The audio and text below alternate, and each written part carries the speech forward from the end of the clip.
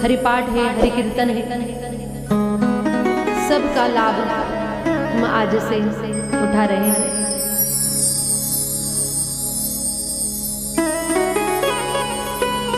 परम मंगलमय कथा हम हर साल सुनते आए हैं। 15 साल हो गए हैं, अभी 16वां साल प्रारंभ हुआ है। बहुत बार ये कथा हम सुन चुके हैं, फिर भी भगवान परमात्मा की असीम कृपा से यहाँ पे और एक बार हम ये कथा सुनने जा रहे हैं। बड़े भाग्यशाली हैं हम सब कि परम दिव्य मंगलमय एक कथा हमें सुनने को मिल रही है, इसकी सेवा हमें प्राप्त हो रही है। क्योंकि कथा सुनने को मिलना ये भी बहुत बड़ी बात है। कथा हर किसी को नहीं प्राप्त होती। जिसके जीवन में जिन्होंने पुरुषार्थ किया हुआ है, पूर्व जन्म का पुण्य है, सत्कर्म जिन्होंने किया हुआ है, उसी को कथा सुनने को मिलती है। निश्चित ही भगवान की भी कृपा है और हम सबका भाग्योदय भी हुआ होगा, इसी वजह से हमें ये दिव्य कथा प्राप्त हो रही है।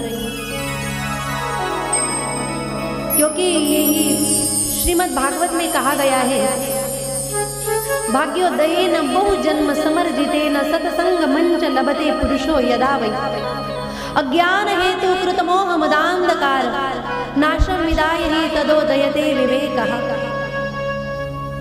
भाग्योदयेन बहु जन्म समर्जितेन, जब भाग्य का उदय होता है और बहुत जन्मों का पुण्य समर्जितेन, बहुत जन्मों का पुण्य एकत्र आ जाता है, तभी जाके कथा सुनने को मिलती है। भगवान का कृपा आशीर्वाद प्राप्त होता है। ऐसे ही हर किसी को कथा प्राप्त नहीं होती। प्रथम यहाँ आकर इस कथा में आप सभी संत माता पिताओं का दर्शन हुआ, ये मैं अपना भाग्य का लक्षण समझती हूँ। पहली बार यहाँ गुजरात में वापी में ये कथा होने जा रही है।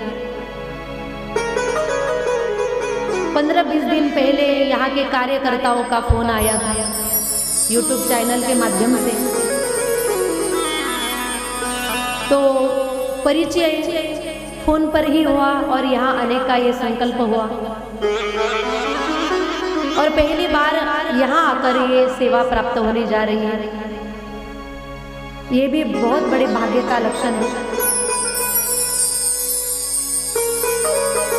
जो बड़े महाराज जी यहाँ पे थे, जगन्नाथ जी महाराज, जिनकी कृपा आशीर्वाद से ये दिव्य कथा और कीर्तन का शुभारंभ हुआ था 15 साल पहले, और तब शुरू हो जाने के बाद अब 15 साल भी हो गए तो भी कथा चल रही है। भगवान की कृपा है, जब तक चंद्र सूरज रहेंगे, चांद सूरज रहेंगे, तब तक जरूर ये कथा चलती ही रहेंगे। यहाँ पर दिव्य सत्संग होता रहेगा। आप सब एकत्र आकर के यहाँ पर बढ़िया सा नियोजन करते हो और इसके माध्यम से यहाँ पे आना हुआ है। अभी एक एक दिन में एक एक लोगों का जरूर परिचय होगा। पहला ही दिन है हमारा भी और ज़्यादा किसी से परिचय भी नहीं है। एक एक दिन जैसे जैसे बीत जाएगा परिचय भी हो जाएगा। तो भगवान की असीम कृपा से हमें ये दिव्य सत्संग की प्राप्ति हो गई है। भागवत क्या है हम सुन चुके हैं, फिर भी हम सुनना चाहते हैं, कहना चाहते हैं भागवत क्या है।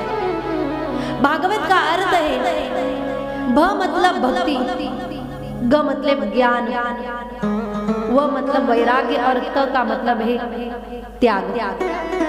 भक्ति, ज्ञान, वैराग्य और त्याग ये सिखाने वाला ग्रंथ है भागवत। भागवत किसे कहते हैं? जो भगवान के मुखारविंद से प्रकट हुआ है उसे भागवत कहते हैं। भगवता प्रोक्तम इति भागवतम। भगवान प्राप्ति के लिए किए जाने वाले हर एक क्रिया को भागवत कहते हैं। भागवत किसे कहते हैं? संत महात्मा कहते हैं कि भागवत साध्य भी है और साधन भी है। भगवान को प्राप्त करना ये हमारे जीवन का साध्य है और भगवान को प्राप्त करने के लिए जो भी क्रियाएं की जाती हैं उसे साधन कहते हैं। तो भागवत को साध्य भी कहा गया है और साधन भी कहा गया है। कथा सुनने के बाद भगवान की प्राप्ति होती है, मतलब साध्य की प्राप्ति होती है। और श्रीमद् भागवत ये साधन भी है, क्योंकि कथा सुनने के बाद भगवान की प्राप्ति होती है, भगवान की प्राप्ति होती है और भागवत ही भगवान है, इसलिए ये साध्य भी है। दोनों तरफ से मंगलमय और कृपा करने वाला ये दिव्य ग्रंथ है, साध्य भी है और साधन भी है। तो हम इसे साध्य भी अगर कहेंगे और साधन भी कहेंगे तो भी हमारा कृपा, हम पर कृपा बरसने ही वाली है। क्योंकि कहा गया है कि श्रीमद् भागवत भगवान परमात्मा का पूरा शरीर है, वाङ्मय शरीर है। जिस श्रीमद् भागवत में गीतों का वर्णन आया हुआ है, भक्तों के चरित्रों का वर्णन आया है, भगवान के 24 अवतारों का वर्णन आया हुआ है। जिस भक्त पर भगवान की कृपा हो गई, उस भक्त ने भगवान को प्राप्त करने के बाद जो भगवान की दिव्य स्तुति की है उसका भी वर्णन श्रीमद् भागवत में आया हुआ है। ऐसे सभी प्रकारों से परिपूर्ण जो है वो भागवत है। और ऐसी दिव्य कथा है भागवत, जो संहिता है, जो ग्रंथ भी कहा गया है। और जिस भागवत को माता स्वरूप भी कहा गया है, क्योंकि जो भी जीवात्मा इस भागवत के पास आता है, श्रीमद् भागवत उसे माता पिता के जैसे प्रेम करता है। जैसे दुलार माता करती है वैसे ही दुलार भागवत करता है। कल्प वृक्ष की समान सब पर कृपा बरसाने वाला श्रीमद् भागवत ये दिव्य ग्रंथ है। और ऐसे ग्रंथ के प्रारंभ में, श्रीमद् भागवत के प्रारंभ में श्रीमद् भागवत की महिमा गाई गई है। और महात्म्य जो गाया हुआ है, वहाँ महात्म्य में प्रथम श्लोक में भगवान परमात्मा का सार्वभौम नमन किया हुआ है, विशेष रूप से नमन किया हुआ है। उस नमन में श्री सुतजी महाराज कहते हैं, प्रभु परमात्मा कहते हैं, श्री सुतजी महाराज कहते हैं, सच्चिदानंद रूपाय विश्वोत्पत्त्यादिहेतवे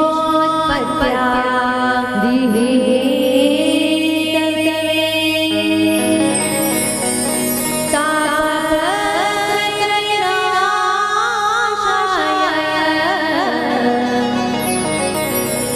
श्री कृष्णाय वयं नमः।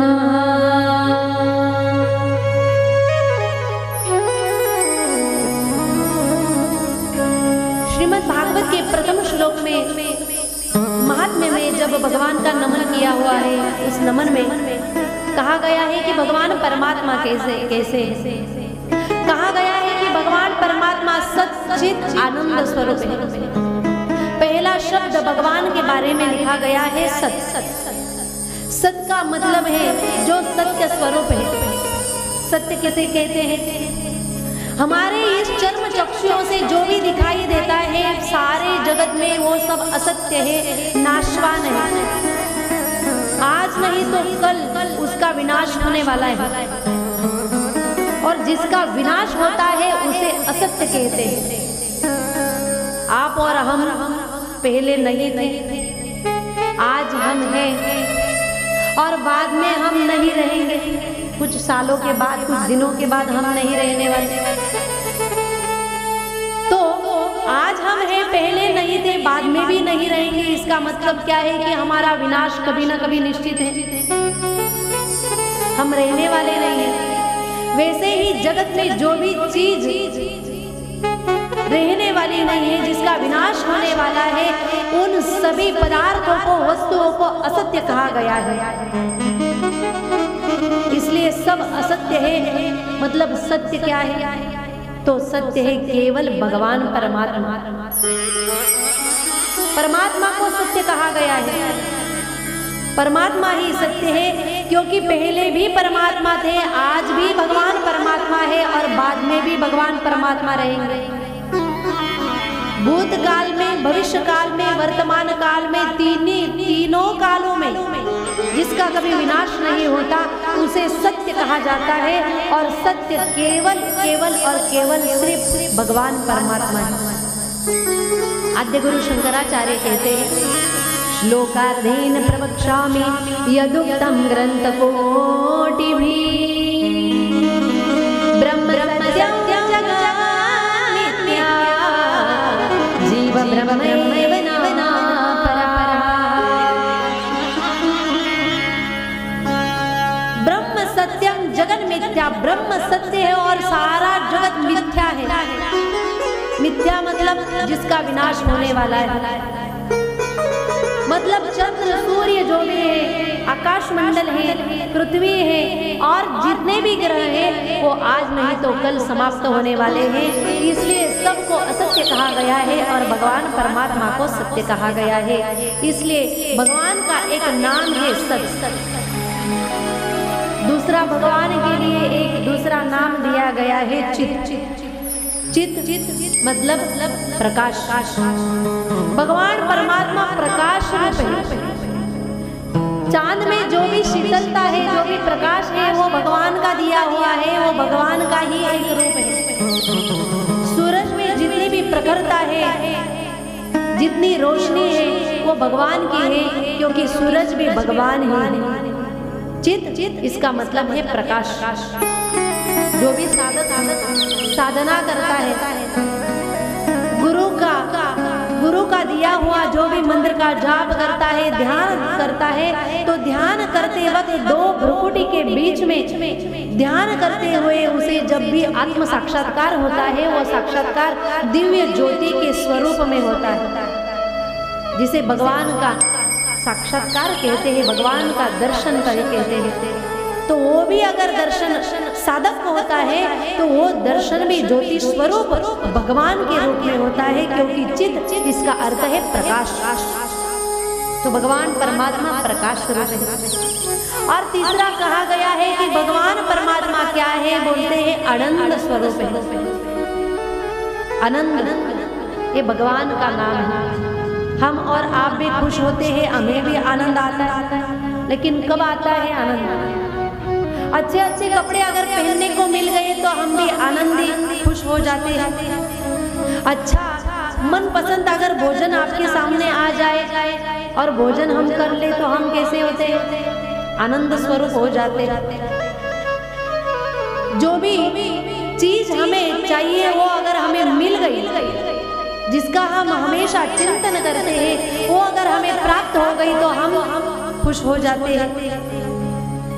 इसका मतलब हमारी इच्छा पूरी हो जाने के बाद हम खुश होते हैं, हम आनंदमय हो जाते हैं। लेकिन भगवान परमात्मा ऐसे नहीं है। हमारा ये जो आनंद है, ये कुछ पल टिकने वाला है, कुछ समय टिकने वाला है। हमें जो व्यक्ति पसंद है, अगर उसका भेंट हो गई, वो मिल गए, तो हम खुश हो जाते हैं। लेकिन वो खुशी कितनी देर तक टिकती है? जब तक वो आदमी हमारे पास है, जब तक वो चीज हमें प्राप्त हो गई है, तब तक हम खुश रहते हैं। लेकिन जिस वक्त, जिस टाइम हमें जो ही प्राप्त हुआ है, वो आदमी अगर हमें छोड़कर चला जाए, किया हुआ भोजन अगर हजम हो जाए, नए कपड़े थे वो पुराने हो जाए, फट जाए, तो हमारा आनंद वही समाप्त हो जाता है। मतलब जो हमारा आनंद है वो कुछ मिनटों के लिए, कुछ घंटों के लिए, कुछ दिनों के लिए, कुछ महीने के लिए या कुछ सालों के लिए रहता है। लेकिन एक भगवान परमात्मा ऐसे है, आनंदमय है। एक बार अगर वो मिल जाए तो जीवन में कभी दुख मिलता ही नहीं है। उसे आनंद कहते हैं, वो सच्चिदानंद है। जो आनंद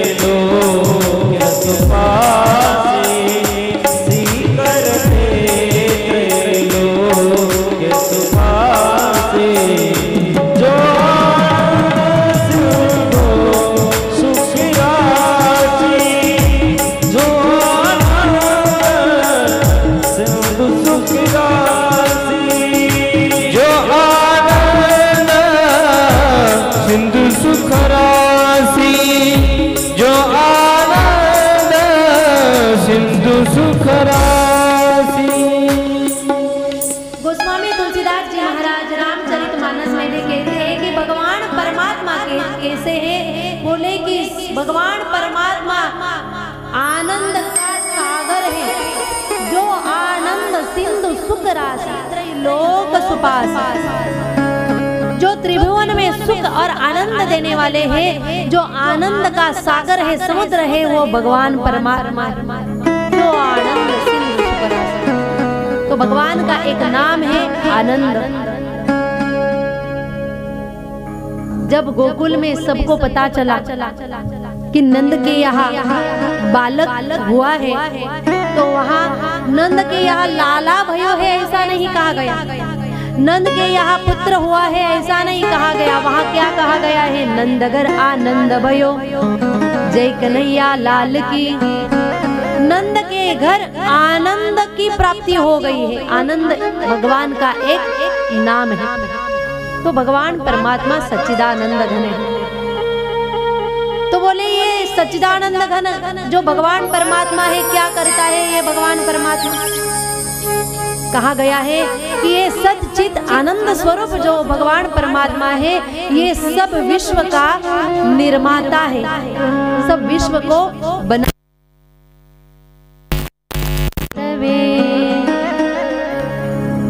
विश्व की उत्पत्ति करने वाला है। क्योंकि भगवान परमात्मा ने इस विश्व की उत्पत्ति, कहा गया है कि भगवान परमात्मा सबसे पहले अकेले थे और अकेले भगवान को अकेले रहा नहीं जा रहा था। तो अकेला आदमी कुछ न कुछ कार्य करता है। तो अकेले भगवान परमात्मा ने अपना मन लगने के लिए इस सारे जगत को निर्माण किया है, सारी सृष्टि को निर्माण किया है। चंद्र, सूर्य, आकाश, पृथ्वी, आप, तेज, वायु, ये सब भगवान परमात्मा ने अपने खुद के लिए बनाया है। इसलिए भगवान परमात्मा को क्या कहा गया है? बोले ये सच्चिदानंद भगवान परमात्मा क्या करता है? विश्वोत्पत्त्यादि हेतवे, विश्व की उत्पत्ति करने वाला है। ठीक है। फिर और अगर हम इस भगवान परमात्मा को शरण जाए तो हमारा क्या होगा? ये भी वर्णन इसी श्लोक में, आधे श्लोक में बताते हैं। बोले ये सच्चिदानंद घन परमात्मा जिसने विश्व की उत्पत्ति की है, इसे अगर हम जीवात्मा शरण जाएंगे तो ये भगवान परमात्मा हमारे तीनों ताप को समाप्त कर देंगे। तापत्रय विनाशाय, ये भगवान परमात्मा तीनों ताप को समाप्त करने वाले। तीन ताप कौन से हैं? आदि भौतिक ताप, आदि दैविक ताप और आध्यात्मिक ताप। ये तीन ताप है। आदि भौतिक ताप किसे कहा जाता है? ये जितना भी जगत है उसमें जितने भी भौतिक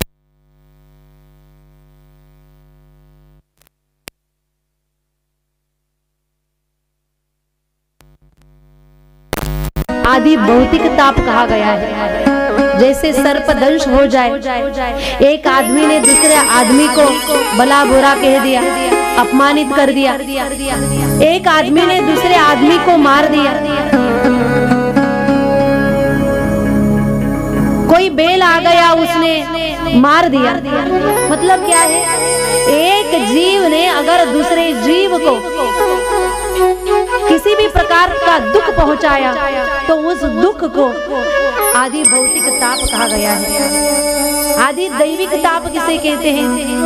बोले आदि दैविक ताप कहते हैं अगर जो भी दैविक पदार्थ है इसमें अतिवृष्टि हो जाए, अनावृष्टि हो जाए, अकाल पड़ जाए, भूकंप हो जाए, उल्कापात हो जाए, पूर्व स्थिति निर्माण हो जाए, तो ऐसी स्थिति में जितने भी जीव जंतु पशु पक्षी हैं, मानव है, इन्हें जितना भी दुख हो जाता है, जितनी परेशानी होती है, अगर कोई जीवात्मा मर जाता है तो ऐसे दुख को आदि दैविक ताप कहा जाता है। और तीसरे प्रकार का ताप है आध्यात्मिक ताप। आध्यात्मिक ताप किसे कहते हैं?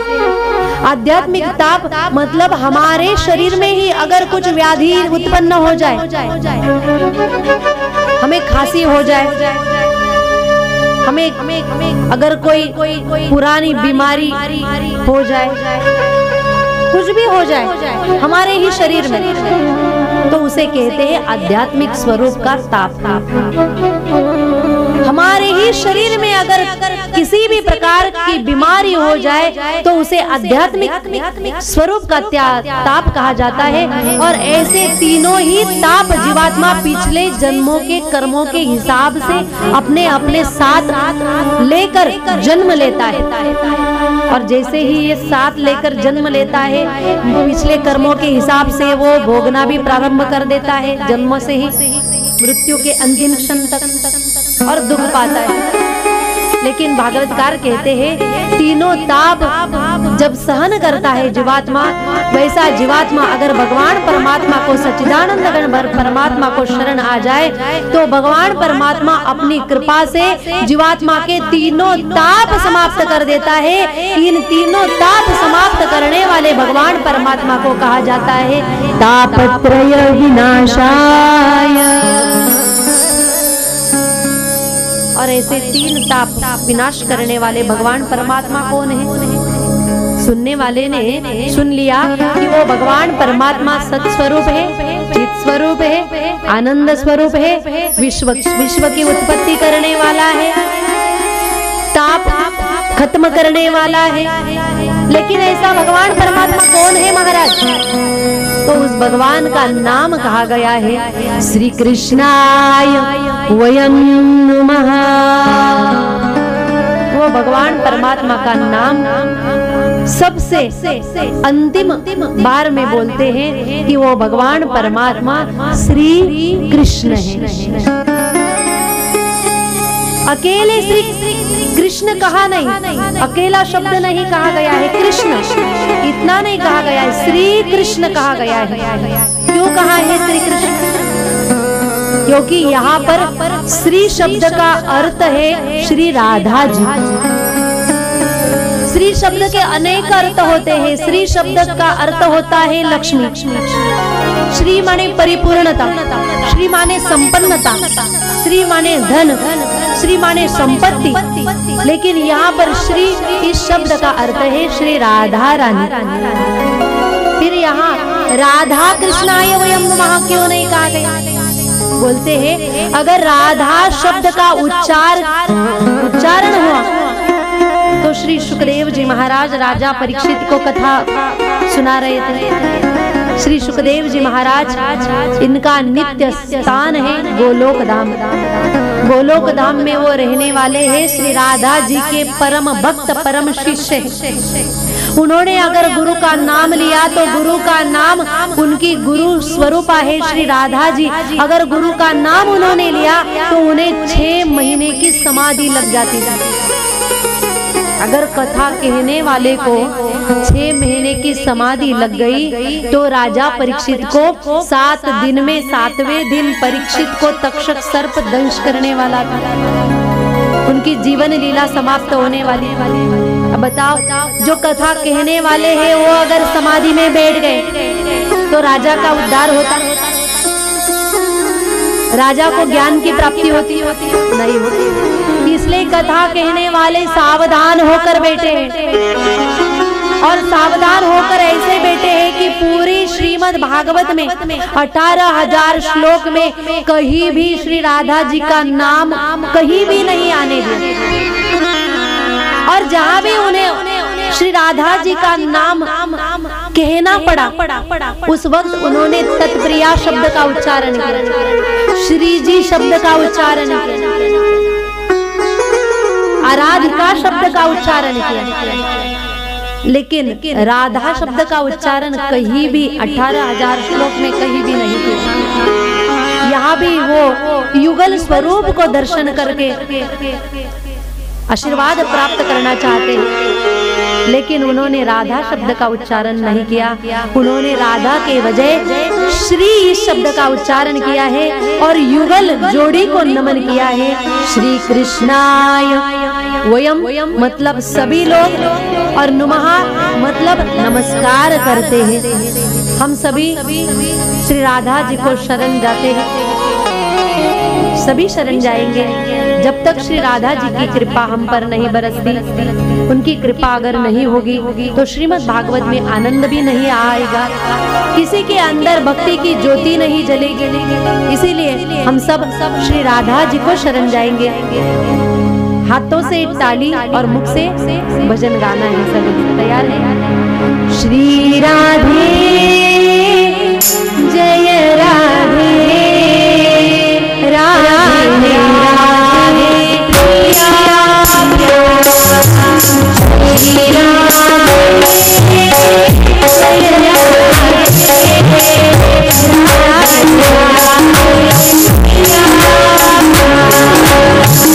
श्री राधे जय राधे, राधे राधे प्रिया प्रिया।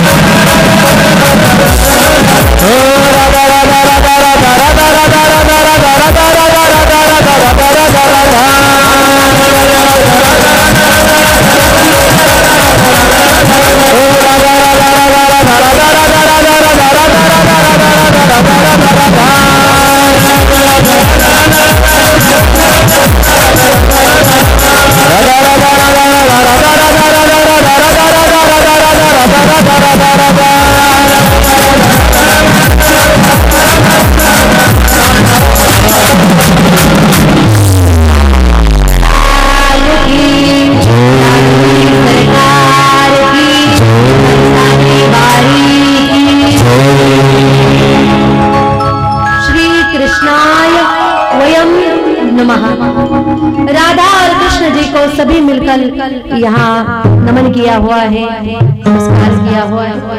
प्रथम श्लोक में भगवान परमात्मा को नमन करने के बाद द्वितीय श्लोक में व्यास जी के पुत्र श्री सुखदेव जी की उच्च कोटि की अवस्था का वर्णन आया हुआ है। कैसे है श्री सुखदेव जी महाराज, उनकी कैसी अवस्था है, इस अवस्था का वर्णन करते हुए द्वितीय श्लोक में व्यास नंदन श्री सुखदेव जी को नमन किया हुआ है, नमस्कार किया हुआ है। यम प्रव्रजन्तमनुपेतमपेत कृत्यं द्वैपायनो विरहकातराजुहार पुत्रेणमयतया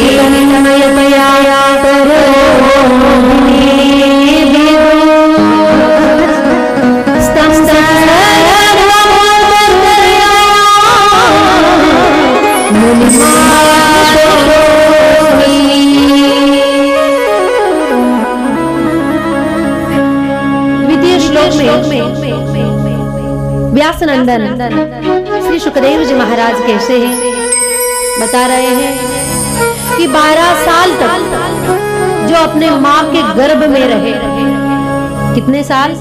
12 साल। सर्व सामान्य बालक अपने माता के गर्भ में 9 महीने और 9 दिन रहता है, लेकिन श्री सुखदेव जी महाराज मातृ गर्भ में रहे हैं 12 साल तक, और वहां उन्होंने तपश्चर्या की है। 12 साल हो जाने के बाद भगवान श्री वेद व्यास जी महाराज हाथ जोड़कर विनती करने लगे, बच्चे अब बाहर आ जाओ, कि पुत्र अब जन्म ले लो। लेकिन अंदर से आवाज आई, नहीं मैं जन्म नहीं लेना चाहता, अगर मैं बाहर आ जाऊंगा तो भगवान परमात्मा की जो भी माया है वो सब माया मुझे न जाने कैसे कैसे कहां कहां फंसाएगी, मैं अटक जाऊंगा, मैं फंस जाऊंगा, मैं बाहर नहीं आना चाहता। अगर भगवान परमात्मा खुद स्वयं आकर मुझे वचन दे दे कि उनकी माया मुझ पर कुछ भी प्रभाव नहीं दिखाने वाली, तब मैं बाहर आ जाऊंगा। वेद व्यास जी ने भगवान परमात्मा को याद किया, और जैसे ही भगवान श्री हरि विष्णु को याद किया, भगवान श्री हरि विष्णु व्यास जी के पत्नी के गर्भ में गए, और जो छोटे से श्री सुखदेव जी महाराज थे उनको वचन दिया कि हे बालक आप बाहर आओ, मेरी माया आप पर कुछ भी प्रभाव नहीं दिखाएगी। तो मातृ के गर्भ में, माता के गर्भ में भगवान का वचन प्राप्त करने के बाद 12 साल हो जाने के बाद उन्होंने जन्म लिया, और जैसे ही जन्म लिया, जन्म लेते ही वो जंगल की ओर दौड़ने लगे, भागने लगे। जैसे ही अपने बालों को जाते हुए देखा, वेद व्यास जी ने आवाज लगाया, अरे बेटे जरा रुक जाओ, रुक जाओ, ए शुक, जरा मेरी ओर तो देखो, मैं आपका पिता हूँ, आप मेरे पुत्र हो। लेकिन नहीं, पीछे मुड़कर भी नहीं देख रहे, आगे दौड़ते जा रहे, भागते जा रहे। मोह के कारण वेद व्यास जी महाराज भी उनके पीछे पीछे जा रहे, आवाज लगा रहे। लेकिन इतनी उच्च कोटि की अवस्था है श्री सुखदेव जी महाराज जी की, जिस रास्ते से वो जा रहे थे उस रास्ते के बाजू में जो भी पेड़ थे, उन पेड़ पर पके हुए फल थे, वो फल नीचे गिर गए। मानो उन पके हुए फलों ने बता दिया कि हे वेद व्यास जी महाराज, जैसे हम पेड़ को भी फल आते हैं, फल अगर पक जाए तो वो फल कभी भी पेड़ नहीं खाते, वो फल हम जगत के लिए छोड़ देते हैं। वैसे भी आपके ऊपर एक फल आया हुआ है, श्री सुखदेव रूपी फल, वो आपके लिए नहीं है, वो जगत कल्याण के लिए है। इसलिए इसे मत रोको, इसे जाने दो, ये जगत कल्याण के लिए इनका अवतार हुआ है, आप इनके पीछे पीछे मत आओ। पेड़ों ने ये उत्तर दिया, पेड़ उत्तर दे रहे हैं कि इनके पीछे मत भागो। पेड़ श्री सुखदेव जी का दर्शन पाकर के बोलने लग गए, मानो बोलने लग गए और बताने लग गए कि इनका जन्म जगत कल्याण के लिए हुआ है। ऐसा ज्ञान जब व्यास जी को हुआ, व्यास जी महाराज फिर भी पीछे पीछे जाने लगे। आगे एक घटना हुई है। कुछ महिलाएं सरोवर में स्नान कर रही थी और वहां से श्री सुखदेव जी महाराज गए, लेकिन श्री सुखदेव जी को देखकर भी उन्होंने अपने स्नान करते हुए अपने शरीर के ऊपर वस्त्र नहीं डाले, वो स्नान ही करने लग गए। और बाद में जब वेद व्यास जी महाराज आ गए तो वेद व्यास जी को देखकर उन्होंने वस्त्र परिधान कर लिया, अपना शरीर ढक लिया। तो वेद व्यास जी महाराज को आश्चर्य हुआ, अभी अभी मेरा 12 साल का बेटा यहाँ से गया तो इन महिलाओं ने कुछ भी नहीं किया, स्नान किया, ना ही वस्त्र परिधान किए, लेकिन जैसे ही मैं आया इन्होंने अपना शरीर ढक लिया, वस्त्र पहन लिए। ऐसा क्या हुआ? तो उन महिलाओं ने उत्तर दिया, महाराज आप अगर कितने भी बड़े हैं, आपके अंदर कितना भी ज्ञान है, तो ज्ञान के साथ साथ आपके अंदर भेद दृष्टि भी है।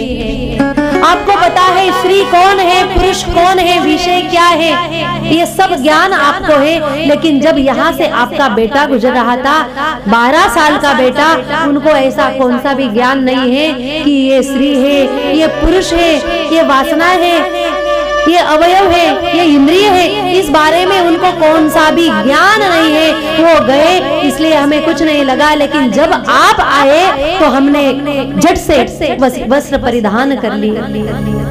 तो वेद व्यास जी को पता चला कि मेरा पुत्र कितना बड़ा है, उसकी अवस्था कितनी उच्च कोटि की है, वो कितना महान है। उसका जन्म मेरे लिए नहीं हुआ, उसका जन्म जगत कल्याण के लिए हुआ है। ऐसे जगत कल्याण के लिए जिनका जन्म हुआ है उनको द्वितीय श्लोक में नमन किया हुआ है, नमस्कार किया हुआ है। और बाद में बता रहे हैं कि 88,000 साधु महात्मा थे जिनका नाम था शौनकादि ऋषि। उनको यज्ञ करना था और यज्ञ के लिए पवित्र स्थान की आवश्यकता थी। कहाँ यज्ञ करें? तो ऐसी स्थिति में वो भगवान श्री हरि विष्णु के पास गए। भगवान श्री हरि विष्णु ने सुदर्शन चक्र छोड़ा और वो सुदर्शन चक्र जिस स्थान पर स्थित हुआ उस स्थान का नाम पड़ गया चक्र तीर्थ, जो नैमिषारण्य में है। नैमिषारण्य की भूमि पर है। उस पवित्र स्थान पर 88,000 सब संत महात्मा आए। उन्होंने महत्वपूर्ण कार्य किया, यज्ञ किया। जब सुबह होती थी, सुबह होने के बाद वो यज्ञ करते थे, आधा दिन यज्ञ में जाता था। और जब आधा दिन उनका ऐसे ही बीत जाता था, वो चिंता करने लगे कि जीवन का हर एक क्षण बहुत महत्वपूर्ण है। आधा दिन हमारा ऐसे ही बीत रहा है, आधे दिन में तो परमार्थ हो रहा है, भगवदीय कार्य हो रहा है, तो आधे दिन के लिए क्या करें? तो उनके चर्चा होने लगे कि आधे दिन में यज्ञ तो हो रहा है, लेकिन जो भी आधा दिन बचा हुआ है उस आधे दिन में सत्संग होना चाहिए। अगर सत्संग होना चाहिए तो सत्संग में कोई दिव्य ज्ञानी महापुरुष महात्मा ज्ञान बताने वाली चाहिए। कौन ज्ञान बताएगा, कौन सत्संग कहेगा? तो आपस में चर्चा करने लगे और जैसे ही चर्चा करने लगे वहां पर श्री सूत जी महाराज का आगमन हुआ। और जैसे ही श्री सूत जी महाराज आए, सबने हाथ जोड़कर खड़े होकर उन्हें नमस्कार किया हुआ है। बोले श्री सूत जी महाराज की, सूत जी महाराज की, सूत जी महाराज की। श्री सूत जी महाराज को देखा, उन्होंने पाद प्रक्षालन किया है, उच्च आसन पर बिठाया और हाथ जोड़कर विनती करने लगे, महाराज अहो भाग्य है कि आप यहाँ पर पधारे हैं, आप बहुत बड़े ज्ञानी महात्मा हैं, हम अज्ञानी जीव हैं। हमें केवल एक ही विनती करनी है, महाराज आप में ज्ञान है, हमें ज्ञान का ऐसा प्रकाश दीजिए कि हम भगवान को प्राप्त कर जाए, ऐसा ज्ञान आप हमें बताइए। तो हाथ जोड़कर विनती कर रहे हैं, महाराज अज्ञान ध्वंत विध्वंस कोटि सूर्य समप्रभ सुताख्याहि कथा सारा मम कर्ण रसायन। में हाथ जोड़कर विनती कर रहे हैं, महाराज हम अज्ञानी जीव है, अज्ञान द्वांत विध्वंस कोटि सूर्य समप्रभ। हम अज्ञानी जीव है, कितना अज्ञान है हमें। बोल रहे हैं कि थोड़ा भी ज्ञान नहीं है, अंधकार है। अज्ञान द्वांत विध्वंस कोटि सूर्य समप्रभ। और आप में ज्ञान कितना है? बोल रहे कोटि सूर्य समप्रभ। ज्ञान को सूरज के प्रकाश की उपमा दी गई है। कितना ज्ञान है? जितना कोटि सूर्य का प्रकाश होता है उतना ज्ञान आप में है। हम सभी ने एक सूर्य को देखा है, दो सूर्य को किसी ने आज तक नहीं देखा। एक सूरज का प्रकाश कितना होता है, जिसकी ओर अगर हम देखेंगे तो एक क्षण भर भी हम अपनी दृष्टि नहीं टिका पाएंगे, इतना प्रकाश स्वरूप है, इतना प्रखर तेजस्वी है। तो बोल रहे हैं एक नहीं हजारों सूर्य का जितना प्रकाश होता है उतना ज्ञान आप में है, लेकिन हम कैसे हैं? अज्ञानी। अब इसमें एक बात महत्वपूर्ण ऐसे है कि 88,000 जो भी शौनकादिक ऋषि है वो बहुत ज्ञानी महात्मा है, फिर भी खुद को बता रहे हैं कि महाराज हम अज्ञानी हैं। इसका मतलब ऐसा है कि हम सभी में अगर कितना भी ज्ञान हो, कितने भी ज्ञानी हो, हमें कितने भी कथा मुखोद्गत हो, आगे कथावाचक क्या बताने वाले हैं ये भी अगर हमें ज्ञान हो, ऐसा ज्ञान प्राप्त हो जाने के बाद भी जब भी हम कथा मंडप में आएंगे, कथा सुनने के लिए आएंगे, तो अज्ञानी बनकर आना चाहिए, ज्ञानी बनकर कभी नहीं आना चाहिए। ज्ञानी बनकर आए। महाराज हमें पता है पहले दिन की कथा क्या है, आप आगे कौन सी कथा बताने वाले हैं हमें सब पता है। अगर ऐसा अज्ञान का अहंकार हम साथ लेकर आएंगे तो हमारे पल्ले में कुछ भी नहीं पड़ने वाला, हमें कुछ भी ज्ञान प्राप्त नहीं होने वाला। अगर हम यहाँ कथा मंडप में ऐसा पात्र लेके आए जो पूरा खाली है, तो खाली पात्र में कुछ न कुछ हम भरकर घर ले जा सकते हैं। खाली पात्र में कुछ भी भर सकते हैं, लेकिन अगर ऐसा पात्र ले आए जो पूरा भरा हुआ है, समझो पानी से भरा हुआ है, पूरा भरा हुआ है, उसमें हम और पानी डाल सकते हैं? नहीं डाल सकते, क्योंकि वो पूरा भरा हुआ है। तो भरे हुए पात्र में हम कुछ भी नहीं भर सकते। लेकिन अगर खाली पात्र हुआ, अगर खाली पात्र हम लेके आए तो उसमें हम कुछ भी भर सकते हैं और भर के ले जा सकते हैं। वैसे ही अहंकार की जो बुद्धि हम भरकर लाएंगे तो उसमें हम कुछ भी नहीं ले जा सकते। और हम अगर अज्ञानी बनकर आए, पूरे खाली बनकर आए, तो हम ज्ञान भर के घर ले जा सकते हैं, ज्ञान की बातें भर सकते हैं। तो कथा में जब भी आना है तो कैसे आना है? अज्ञानी बनकर आना है, अहंकार छोड़कर आना है, हमें कुछ भी पता नहीं ऐसे बनकर आना है। संत महात्मा कहते हैं कथा कैसी सुननी चाहिए? ऐसी कथा सुननी चाहिए कि मैं जीवन में पहली बार कथा सुन रहा हूँ, और ऐसी कथा सुननी चाहिए कि मेरी ये कथा जीवन की अंतिम कथा है। जो भी जीवात्मा ऐसे कथा सुनेगा वो सावधान होकर सुनेगा, क्योंकि परीक्षित कथा कैसे सुन रहे हैं? मेरी अंतिम कथा है, फिर ये कथा मैं कभी सुनने वाला नहीं।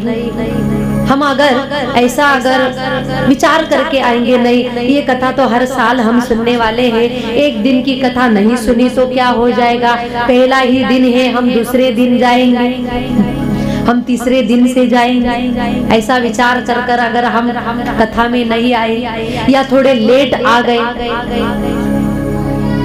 तो हमारे पल्ले में कुछ भी नहीं पड़ने वाला। सावधान होकर कौन जीता है? आज मेरा दिन अंतिम दिन है, ये कथा मेरे जीवन की अंतिम कथा है, ऐसा अगर हमने मन में ठान लिया तो हम सावधान होकर कथा सुनेंगे। एक एक वाक्य हम ऐसे सुनेंगे कि ये जीवन में फिर आने वाला नहीं है, ये मुझे अपने हृदय पटल पर सब जैसे कि वैसे लेके जाना है। ये विचार कर कर हम सावधान होकर कथा सुने। कथा कैसे सुननी चाहिए? ये मेरे जीवन की पहली कथा है और ये मेरे जीवन की अंतिम कथा है। ऐसा अगर सुनेंगे तो सावधानी हटने वाली नहीं है, और सावधानी नहीं हटेगी तो दुर्घटना भी नहीं घटने वाली। गाड़ी चलाते वक्त लिखा जाता है रोड पर, सावधानी हटी दुर्घटना घटी, नजर हटी दुर्घटना घटी। तो हमें सावधान होकर कथा सुनना। बहुत बड़े ज्ञानी महात्मा है शौनकादिक ऋषि, लेकिन खुद को अज्ञानी बता रहे हैं महाराज।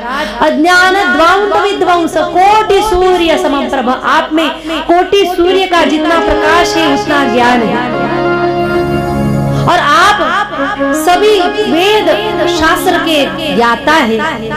हमें कथा नहीं सुननी, हमें कथा का सार सार सुनना है। सूता क्या ही कथा सारम मम कर्ण रसायन। हमारे कान को रसायन रूप लगे ऐसी कथा आप सुना। और महाराज हमारी और एक विनती है महाराज, श्रेयसाम यद भवेत् श्रेय पावनानां च पावना, कृष्ण प्राप्ति कराम शाश्वत साधनम तद्वदाधुना। महाराज हम एक और विनती करना चाहते हैं, श्रेयसाम यद भवेत् श्रेय पावनानां च पावना। ऐसा ज्ञान बताइए जो बहुत श्रेष्ठ हो, पवित्र को भी पावन करने वाला ज्ञान जो हो, वैसा ज्ञान हमें बताइए। पावनानां च पावना, ऐसी कथा हमें सुनाइए महाराज। कृष्ण प्राप्ति करम शाश्वत, जो ज्ञान सुनने के बाद हमें भगवान श्री कृष्ण की प्राप्ति हो। साधनम तद्वदाधुना, ऐसा साधन हमें बताइए महाराज। मतलब कहने का मतलब ये है कि हमें श्री कृष्ण मिल जाए, बस ऐसी कथा आप सुनाइए। जो ज्ञान सुनने के बाद हमें भगवान श्री कृष्ण की प्राप्ति हो जाए। कृष्ण प्राप्ति करम शाश्वत साधनम तद्वदाधुना, ऐसी कथा हमें बताइए। ऐसी विनती सुनने के बाद श्री सूत जी महाराज बड़े ही खुश हुए, क्योंकि संत महात्मा खुश कब होते हैं? उनको आनंद कब आता है? जब उनके पास कोई जीवात्मा आ जाए, मानव आ जाए, और वो हाथ जोड़कर विनती करने लगे, महाराज कोई ज्ञान की बात बताओ, तो उनको आनंद आता है, वो खुश हो जाते। अगर कोई जीवात्मा संत के पास जाए और पूछने लग जाए, महाराज हमारी दुकान चल नहीं रही है, बताओ दुकान जोर से चले इसलिए हम क्या करें? महाराज मेरे बेटे की शादी नहीं हो रही है, महाराज मेरे बेटे की शादी हो जाए, उसका जल्द से जल्द विवाह हो जाए, इसके लिए हम क्या करें? ये मार्ग बताइए।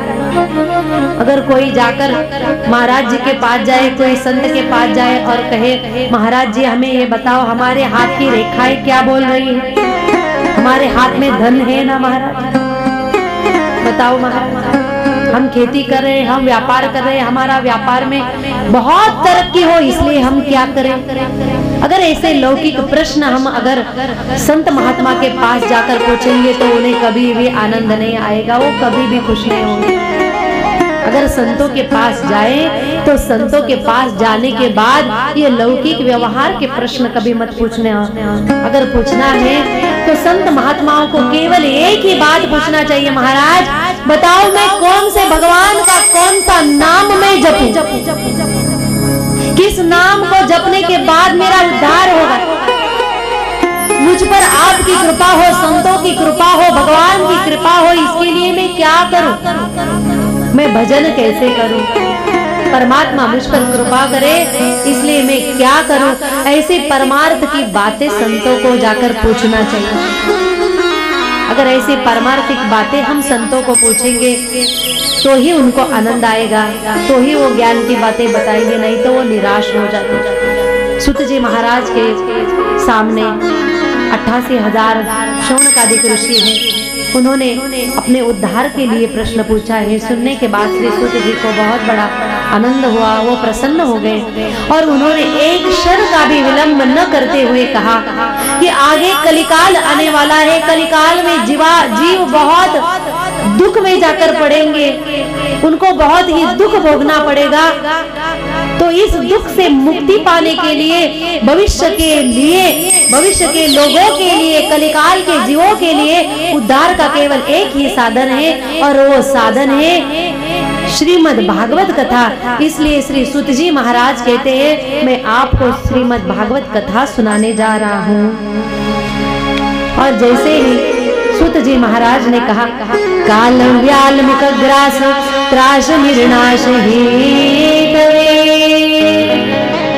श्रीमद् भागवत शास्त्र कलौ कीरेण भाषितम्।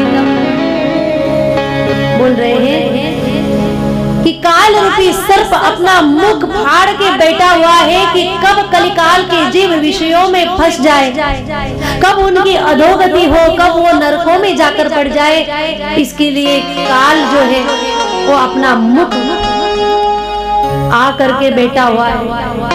हम सब की अधोगति कब हो ये सोच रहा है, लेकिन हम सब जीवों का उद्धार अगर किससे होगा, कलिकाल से हम सब जीव अगर किससे बच सकते हो तो उसका साधन, उसका उपाय है श्रीमद् भागवतम शास्त्रम कलौ कीरेण भाषितम्।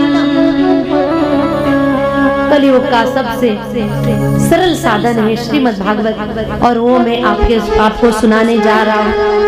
सूत जी महाराज कह रहे हैं कि भागवत क्या है। इस भागवत के महात्म्य का वर्णन सबसे पहले आया हुआ है, महात्म्य पहले आया हुआ है। देखो कोई भी ग्रंथ हाथ में उठाओ और पढ़ने जाओ तो सबसे पहले हरेक ग्रंथ के प्रारंभ में हरेक ग्रंथ के महात्म्य का वर्णन आया हुआ होता है। महात्म्य क्यों आया हुआ है? उस महात्म्य में लिखा होता है कि ये ग्रंथ पढ़ने के बाद, सुनने के बाद आपका पाप जाएगा, आपका ताप जाएगा, आप पर भगवान की कृपा होगी, आपको पुण्य की प्राप्ति होगी, आपको यज्ञ करने का, दान करने का फल मिलेगा, आदि आदि सब लिखा हुआ होता है। क्यों लिखा हुआ होता है? क्योंकि चिंतन करने के बाद एक विचार मन में आया, हर एक ग्रंथ के प्रारंभ में महात्म्य लिखा हुआ होता है। इसका मतलब लिखने वाले हर एक संतों ने विचार किया होगा कि कलिकाल में हर एक आदमी, हर एक जीव के पास बिल्कुल भी टाइम नहीं होगा। हर एक आदमी बिजी है, किसी के पास टाइम नहीं है। पूर्व के काल में जो भी लोग रहते थे उनके पास बहुत टाइम रहता था, एक दूसरे के पास जाते थे, घंटों गप्पे करते थे, एक दूसरे के पास में बैठते थे, चर्चाएं करते थे, सुख दुख में बहुत दिन एक दूसरे के साथ रहते थे। लेकिन अब वैसा नहीं है। अगर किसी का विवाह भी हो तो शादी में 15 मिनट पहले आएंगे, शादी हो जाने के बाद 2 मिनट में चले जाएंगे। पहले के लोग 15 दिन पहले आते थे शादियों में, और 15 दिन आने के बाद सब मिलजुल कर रहते थे, हंसी मजाक होता था, फिर जाकर शादी होती थी। वो विवाह होने के बाद भी 15 दिन रुकते थे और बाद में जाते थे। और इतने बड़े साधन भी नहीं थे, गाड़ी नहीं थी, तो बैलगाड़ी पर बैठकर आते थे, एक दूसरे के साथ रहते थे। अब स्थिति ऐसी है कि सब साधन सबको प्राप्त हो गए, लेकिन किसी के पास टाइम नहीं। अगर चावल भी लगाने हैं तो 2 मिनट में कुकर में हो जाते हैं। अगर दाल भी लगाते थे, अगर पूर्व के अगर हम समय देखेंगे तो कुकर नहीं थे, तो चावल और दाल कैसे करते थे? बड़े बड़े बर्तनों में लगाते थे। कितना टाइम लगता होगा? आटा भी अगर बनाना हो तो आटा भी अगर बनाएंगे तो चक्की नहीं थी, यंत्र नहीं थे। सुबह उठकर वो घर की जो महिलाएं थी वो सुबह उठती थी, और सुबह अंधेरे में उठने के बाद खुद अपने हाथ से आटा पीसती थी, तब जाकर घर में रोटी बनती। और ऐसे कहते हैं कि पूर्व के काल के लोग जो है अभी जैसे 2 रोटियां नहीं खाते थे, कितनी लगती थी, 10-10 लगती थी। अगर बाजरे की रोटी भी खाए तो भी उनको इतनी कम नहीं, उनको 10-12 लगती थी। अब भोजन भी कम हो गए। बताओ, ये सब चीजें होने के बाद भी आज अगर किसी से पूछे तो किसी के पास भी टाइम नहीं है। हर एक कहता है कि मेरे पास टाइम नहीं। तो उन संतों ने सोचा होगा कि कलिकाल के लोग जो है उनके पास टाइम नहीं है और इतने स्वार्थी है कि कुछ मिलेगा तो ही कुछ करेंगे, अगर कुछ मिलेगा नहीं तो कुछ करने वाले उन्होंने भी सोचा होगा, इतने स्वार्थी है। तो ऐसे स्वार्थी लोगों के लिए पहले ही पन्ने में लिख दिया है कि अगर ये आप पढ़ेंगे, ये आप सुनेंगे तो आपको इतना इतना लाभ होगा। हाँ, इतना अगर लाभ होगा तो आगे हम हर रोज आएंगे, नहीं तो आने की कुछ जरूरत। इसके लिए हर एक संतों ने पहले हर एक ग्रंथ के प्रारंभ में महात्म्य का वर्णन लिखा हुआ है और महात्म्य में ग्रंथ की महत्व का वर्णन किया हुआ होता है। श्रीमद् भागवत में भी 3 प्रकार के महत्व का वर्णन आया हुआ है। श्रीमद् भागवत कथा कितना ये ग्रंथ महत्वपूर्ण है, श्री सुत जी महाराज पहला दृष्टांत बता रहे हैं। श्रीमद् भागवत इतना महत्वपूर्ण ग्रंथ है कि जब श्री सुखदेव जी महाराज राजा परीक्षित जी को श्रीमद् भागवत कथा सुनाने जा रहे थे, उन्होंने कथा कहने के लिए प्रारंभ की, तभी स्वर्ग के देवताओं ने स्वर्ग में हुआ अमृत का कलश लिया और वो पृथ्वी पर आ गए। जैसे ही इस पृथ्वी पर आ गए, श्री सुखदेव जी के सामने हाथ जोड़कर खड़े हो गए और बोलने लगे, महाराज आप जो कथामृत राजा परीक्षित को पिला रहे हैं वो कथामृत हमें दीजिए, हमें दे दो, और जो हम अमृत लेके आ गए हैं वो अमृत राजा परीक्षित को पिला दीजिए महाराज। जैसे ही वो विनती करने लग गए, सुनने के बाद श्री सुखदेव जी महाराज थोड़े दुखी हो गए और श्री सुखदेव जी महाराज ने कहा, देवताओं आप व्यापारी बनकर आ गए हैं, आप लेन देन करने के लिए आ गए। अगर आप भक्त बनकर आते और कथा मंडप में बैठ जाते, कथा सुनने के लिए बैठ जाते, तो मैं आपको भी कथा सुना देता, लेकिन आप भक्त बनकर नहीं आए, आपके अंदर भाव नहीं है, आप व्यापारी बनकर आ गए, लेन देन की दृष्टि से आ गए और बोल रहे हैं कि हमारा अमृत लो और कथामृत हमें दे दो। श्री सुखदेव जी ने नकार दे दिया और बोल दिया, मैं ये कथा आपको नहीं देने वाला। देवताओं को कथा देने से इनकार कर दिया। क्यों इनकार कर दिया? बोले श्रीमद् भागवत स्वर्ग के देवताओं के पास जो अमृत है उस अमृत से भी बहुत श्रेष्ठ है, बहुत महत्वपूर्ण है। श्रीमद् भागवत की विशेषता ऐसी है कि श्रीमद् भागवत कथा निष्पक्षपाती है और देवताओं का अमृत ये पक्षपाती है। कैसे पक्षपाती है? जब जीवात्मा इस पृथ्वी पर जन्म लेने के बाद सकाम कर्म करेगा, सकाम कर्म करने के बाद मृत्यु परांत वो जब स्वर्ग में जाएगा, उसके पुण्यों के हिसाब से वो स्वर्ग में जाएगा और स्वर्ग में जाने के बाद उसे देवताओं का अमृत तब जाके प्राप्त होता है। कब? सकाम कर्म करने के बाद। लेकिन कथामृत ऐसा है, जो भी जीवात्मा अगर भाव से कथा मंडप में आकर बैठ गया, वो कितना भी पुण्यवान हो, वो कितना भी पापी हो, वो जैसा भी हो, कथामृत उसे सहज ही प्राप्त हो जाता है। इसका मतलब श्रीमद् भागवत निष्पक्षपाती है। ये श्रीमद् भागवत की विशेषता है, ये पहली विशेषता है भागवत की, जो निष्पक्षपाती है। दूसरी विशेषता बता रहे हैं, श्रीमद् भागवत ऐसा है कि श्रीमद् भागवत कथा सुनने के बाद जीवात्मा का पुण्य बढ़ता जाता है और स्वर्गामृत पीने के बाद अपना पुण्य जो है वो धीरे धीरे धीरे कम होते जाता है। मतलब अगर स्वर्ग में जाएंगे, अमृत पिएंगे तो अमृत पीने के बाद पुण्य क्षीण होता है और कथा सुनने के बाद पुण्य बढ़ता जाता है, पुण्य बढ़ता जाता है। मतलब श्रीमद् भागवत पुण्य बढ़ाने वाली कथा है। इसके आगे स्वर्ग का अमृत जो है वो कुछ भी नहीं है। ये दूसरी विशेषता श्रीमद् भागवत की। इसे श्रवण जन्म जन्म की कथा, यही है भागवत कथा, यही है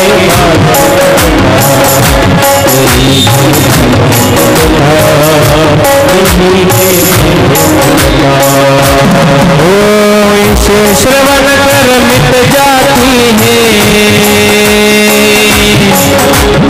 इसे श्रवण कर मिट जाती है जन्म जन्म की व्यथा। सुनो भागवत कथा, यही है भागवत कथा, यही है भागवत कथा, यही है भागवत कथा।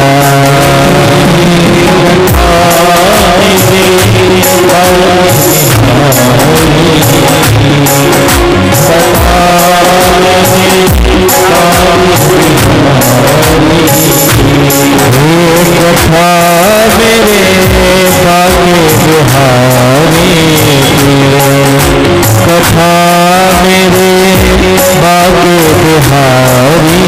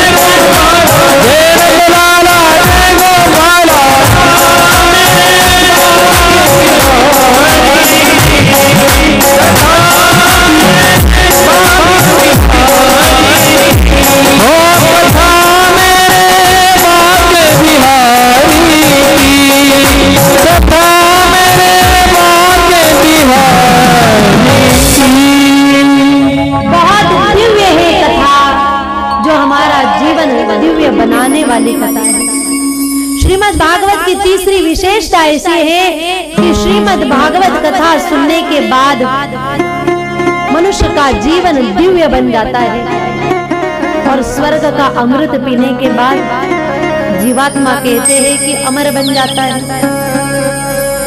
अमरता प्राप्त होने के बजाय, अमरत्व प्राप्त करने के बजाय अभयत्व जीवन को अगर कोई प्रदान करने वाला है तो ये भागवत प्रदान करने वाला है। जीवन अगर दिव्य कोई बनाने वाला है तो एक कथा बनाने वाली है। दीर्घ जीवन प्राप्त होने के बजाय दिव्य जीवन महत्वपूर्ण है। अपनी आयु कितनी है इसे महत्व नहीं है। अगर कोई बुजुर्ग है, उनकी आयु हो गई है 110 साल और रात दिन अगर उनके मुख से भला बुरा ही निकलता हो तो सारे आस पड़ोस के लोग यही विचार करते हैं बाबा कब जाएंगे और लड्डू खाने को कब मिलेंगे। सब परेशान हो जाते हैं। बताओ इतनी बड़ी आयु कुछ काम की है क्या? इतनी बड़ी आयु जो है वो कुछ काम की नहीं है। इसका मतलब ऐसा है, आयु कितनी है इससे मतलब नहीं है, अगर कम भी है लेकिन जीवन दिव्य होना चाहिए। दीर्घ जीवन की जरूरत नहीं, जितना भी भगवान ने हमें जीवन जिया है वो जीवन दिव्य होना चाहिए, जैसे संत महात्माओं का था। तुकाराम जी महाराज सिर्फ 40 साल रहे, 41 साल रहे, लेकिन जितना भी जीवन उनको प्राप्त हुआ था, पूरे जीवन में ऐसा परमार्थ किया कि जब तक चांद सूरज रहेंगे तब तक उनका नाम रहे। जीवन जिया है हमारे ज्ञानराज मौली, जहाँ हम रहते हैं आनंदी में, ऐसा जीवन जिया। 21 साल तक रहे, आज भी है समाधि में, लेकिन ऐसा उन्होंने जीवन जिया कि जब भी हम माउली कहेंगे तो माउली कहने के बाद हमारे आंखों के सामने केवल एक ही प्रतिमा आएगी, ज्ञानेश्वर महाराज जी की प्रतिमा आएगी। ये जीवन उनका है, ये भक्ति उन्होंने की, जीवन जिया। छत्रपति शिवाजी महाराज 51 साल रहे, लेकिन ऐसा जीवन उन्होंने जिया कि उनका नाम लेते ही उनका सारा जीवन हमारे आंखों के सामने आ जाता है, और हम जब भी आवाज लगाएंगे तो हमारे रोमांच खड़े हो जाएंगे। छत्रपति शिवाजी महाराज की कहने के बाद रोमांच खड़े हो जाते हैं। क्यों? क्योंकि ऐसा जीवन ये लोग जिए हैं कि उनका नाम जब तक चांद सूरज रहेगा तब तक उनका नाम रहेगा। इसका अर्थ ऐसा है कि जीवन दीर्घ है, इससे मतलब नहीं जिनका जितना भी जीवन प्राप्त हुआ है उतने जीवन में अगर हम दिव्य जिएंगे तो हमारा उद्धार होगा। तो कथा हमें ज्यादा जीवन प्रदान करने वाली नहीं है, अमरत्व प्रदान करने वाली नहीं है, ये हमारा जीवन दिव्य बनाने वाली कथा है। ये 3 विशेषताएं श्रीमद् भागवत की है, और इसीलिए श्री सुखदेव जी ने देवताओं को श्रीमद् भागवत कथा नहीं दी, उनका अपमान कर दिया। और जैसे ही उन्हें बुरा लगा, देवताओं को अमृत कलश लेकर जाने लग गए, और जैसे ही ब्रह्मलोक से गुजर रहे थे भगवान ब्रह्मा जी ने देखा और पूछा ये अमृत का कलश लेकर कहाँ गए थे। देवताओं ने सारी बात बताई, महाराज हम अमृत देने के लिए गए थे, कथामृत लेने के लिए गए थे, लेकिन श्री सुखदेव जी ने हमें कथा नहीं दी, और इसीलिए हम अपने निज धाम पर जा रहे हैं। तो ब्रह्मदेव को बड़ा ही आश्चर्य हुआ, विस्मित हो गए। उन्होंने कहा, ऐसे बताया है श्रीमद् भागवत में रूपकात्मक कथा बताई है। बोले श्रीमद् भागवत को एक पलड़े में रखा ब्रह्मदेव ने, और दूसरे पलड़े में रखा स्वर्ग के अमृत को, और जैसे ही तुलना करने लग गए, तराजू लेकर तुलना करने लग गए, तब उन्हें पता चला कि श्रीमद् भागवत जो है वो श्रेष्ठ है, वो महत्वपूर्ण है, और जो कम है वो स्वर्ग का अमृत है, और वो विस्मित हो गए। अब एक बात यहाँ पे ऐसे है, विचार करने योग्य है कि श्रीमद् भागवत ये वजन करने का साधन नहीं है। श्रीमद् भागवत ये तोलने का साधन नहीं है, ये वजन करने का साधन नहीं है। तो श्रीमद् भागवत को क्यों तोला है? बोल रहे हैं कि उन्होंने अपने मन के पटल पर रखकर उसकी तुलना की, और उन्हें पता चला कि श्रीमद् भागवत श्रेष्ठ है, वो विस्मित हो गए हैं। और कम जो है तो उन्हें पता चला कि कम भरा हुआ है, स्वर्ग का अमृत है, तो उन्हें भी श्रीमद् भागवत की महिमा पता चली है, और उन्होंने भी श्रीमद् भागवत को पुनः पुनः नमस्कार किया हुआ है। ऐसा श्रीमद् भागवत की महिमा है जो देवताओं को भी नहीं मिला, ऐसा भागवत आप और हमको मिला है। सुरानाम अपि दुर्लभः, देवताओं को भी ये भागवत अतिशय दुर्लभ है।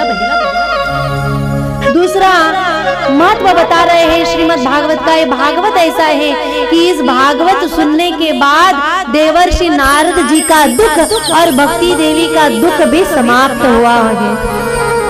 कैसे समाप्त हुआ है महाराज? कथा सुनने वाले प्रधान श्रोता श्री शौनकादिक ऋषि नैमिषारण्य की भूमि में कथा सुन रहे हैं। सूत जी महाराज श्रीमद् भागवत की विशेषताओं का वर्णन कर रहे हैं और दूसरी विशेषता बता रहे हैं कि श्रीमद् भागवत कितना महत्वपूर्ण है। जब नारद जी महाराज इन्होंने ब्रह्मलोक से पृथ्वी को देखा, बहुत सुंदर लगी पृथ्वी पर आए, सारे तीर्थों पर भ्रमण किया नारद जी महाराज ने। और जैसे ही सारे तीर्थों पर भ्रमण किया, उन्होंने देखा तीर्थों में जहां भी जाओ कोई भी भक्ति नहीं करता, कोई भी भजन नहीं करता, कोई भी नाम चिंतन नहीं करता, किसी के भी पास वैराग्य नहीं है, कोई भी मोक्ष की इच्छा से व्यतीत नहीं है, सब लौकिक व्यवहार में लगे हुए हैं, स्वार्थ में जीवन जी रहे हैं। नारद जी महाराज बड़े ही दुखी हो गए और घूमते घूमते वृंदावन की स्थली पर आए।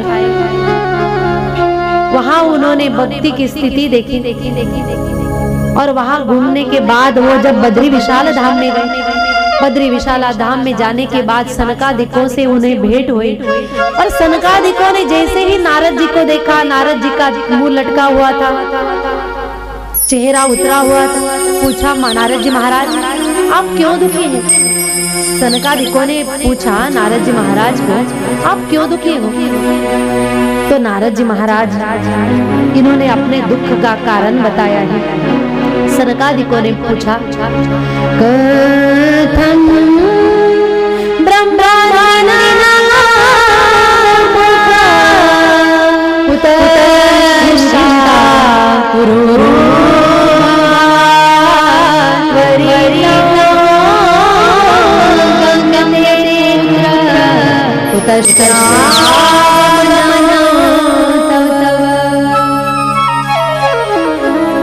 कथं त्वरितं गम्यते कुत्र कुतश्च आगमनम्। हे ब्रह्म के पुत्र नारद जी महाराज, आप क्यों दुखी हो? आपके दुख का कारण क्या है?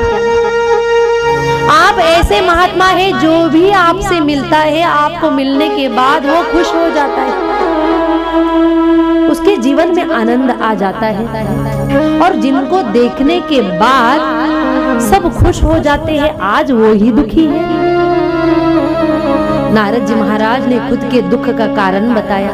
महाराज मेरे दुख का कारण एक ही है, मैं ब्रह्मलोक से इस पृथ्वी पर आया, सभी तीर्थों में मैं गया, हरिक्षेत्रम कुरुक्षेत्रम श्रीरंगम सेतुबंधनम एवं आदेशु तीर्थेषु ब्रह्ममाण इतस्ततः।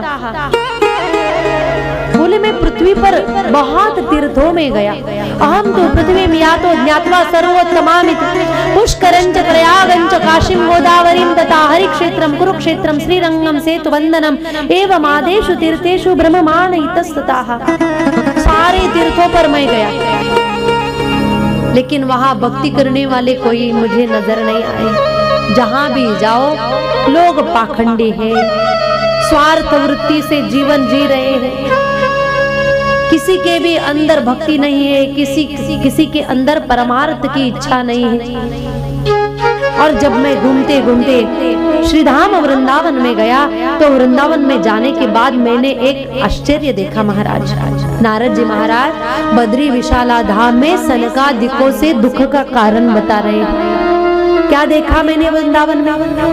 नारद जी महाराज बोल रहे हैं वहां पर एक नव तरुण स्त्री को मैंने देखा, जिसके पास दो वृद्ध थे, उन वृद्ध के मस्तक उसके पास थे और वो पड़े हुए थे, मूर्छित अवस्था में थे। और उन दोनों को देखकर वो तरुण स्त्री रो रही थी, विलाप कर रही थी।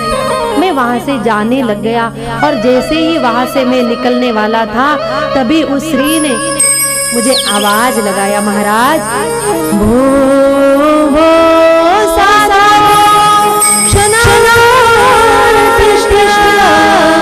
मचिंता मपिनाशय दर्शनो तव लोकस्य सर्वधारं परम।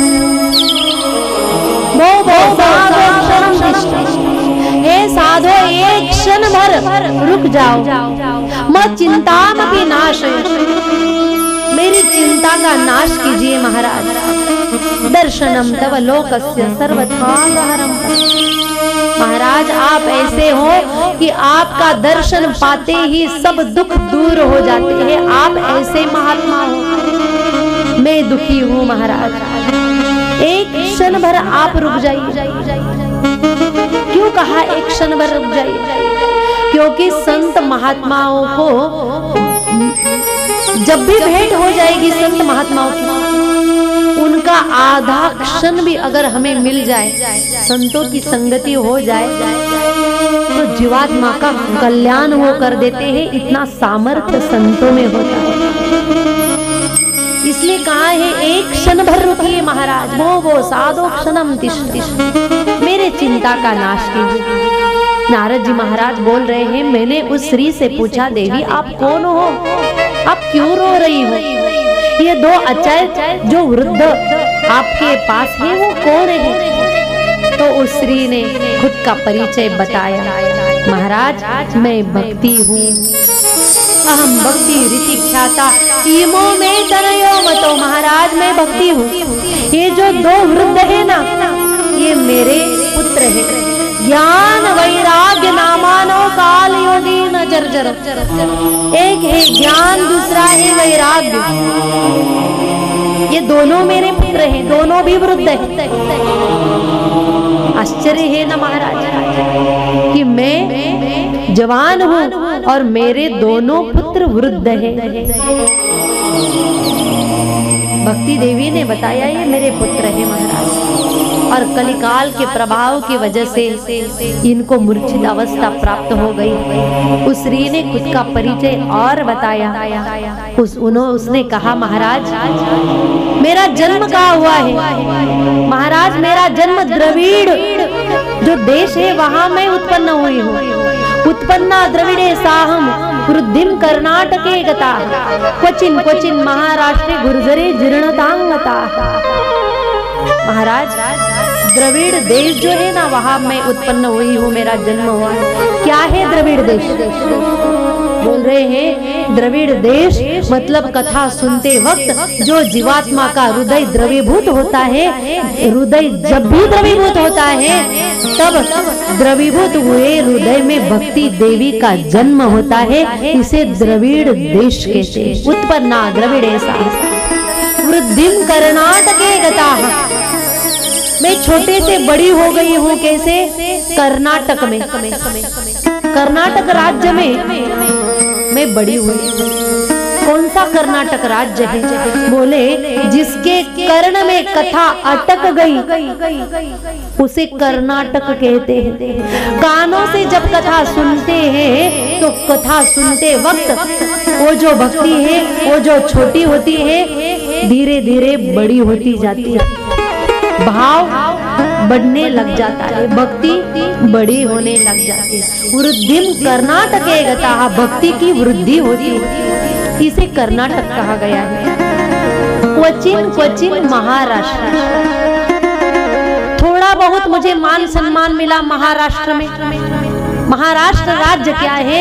अपना खुद का मन जो है वो खुद का मन ही महाराष्ट्र है। जिसके मन में भक्ति है, किसी के मन में भक्ति है, किसी के मन में भक्ति नहीं है। कथा सुनने के बाद भक्ति आ जाती है, कथा जब बंद हो जाए तो वो भक्ति फिर से मूर्छित अवस्था में चली जाती है। इसका अर्थ महाराष्ट्र क्या है? अपना मन ही महाराष्ट्र है।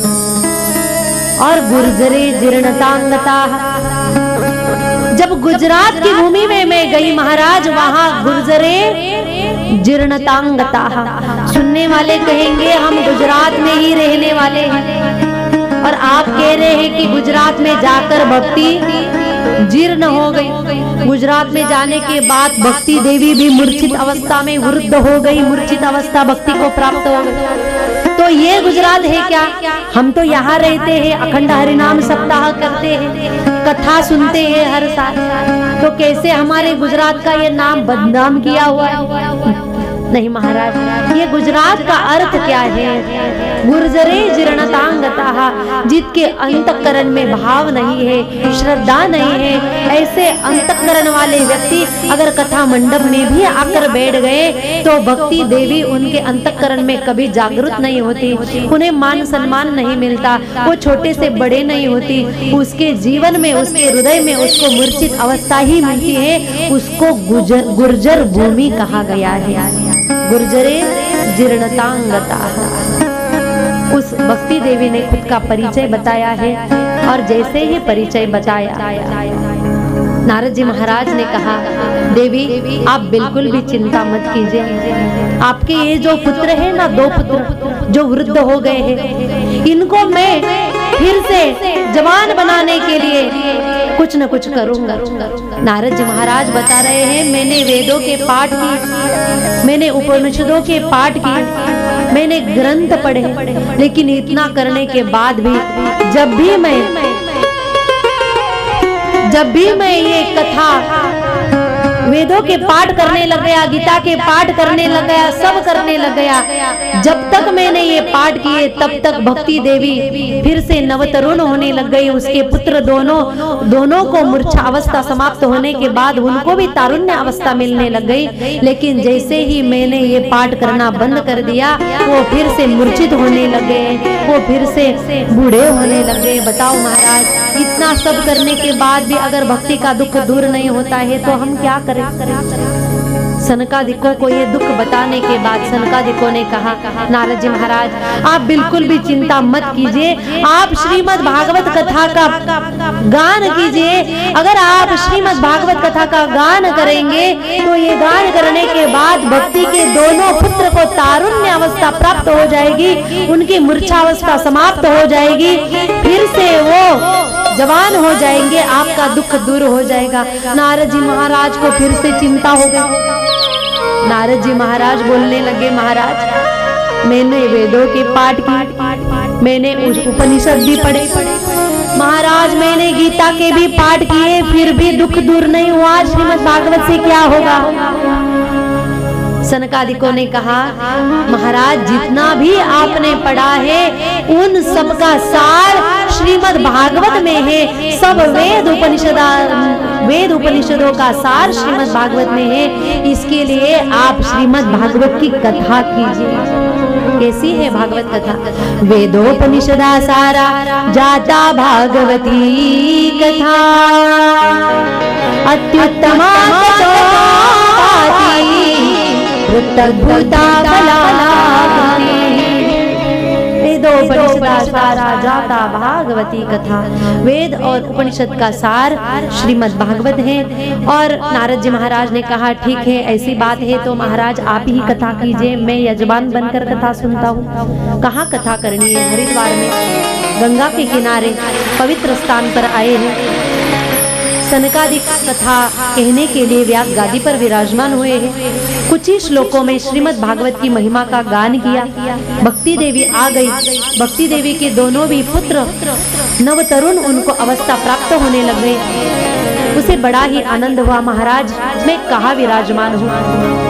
कथा कहने वाले सनकादिकों ने कहा, भक्ति देवी को कथा सुनने वाले के हरेक के हृदय में जाकर आप विराजमान हो जाइए। भक्ति देवी हरेक के हृदय में जाकर बैठ गई। अपने दोनों पुत्रों को जब नवतरुण होकर देखा, आनंद में आ गई, नाचने लग गई, गाने लग गई और नृत्य करने लग गई। श्री सुत जी महाराज कहते हैं, भक्ति सुतौ तौ तरुणो गृहीत्वा प्रेमैकरूपा सहसा विरासे। श्री कृष्ण गोविंद हरे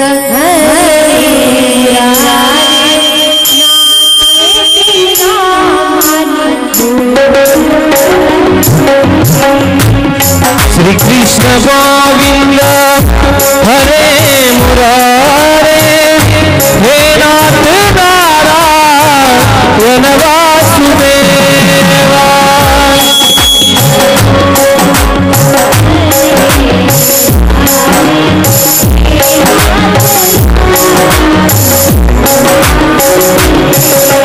श्री कृष्ण गोविंद हरे मुरारे,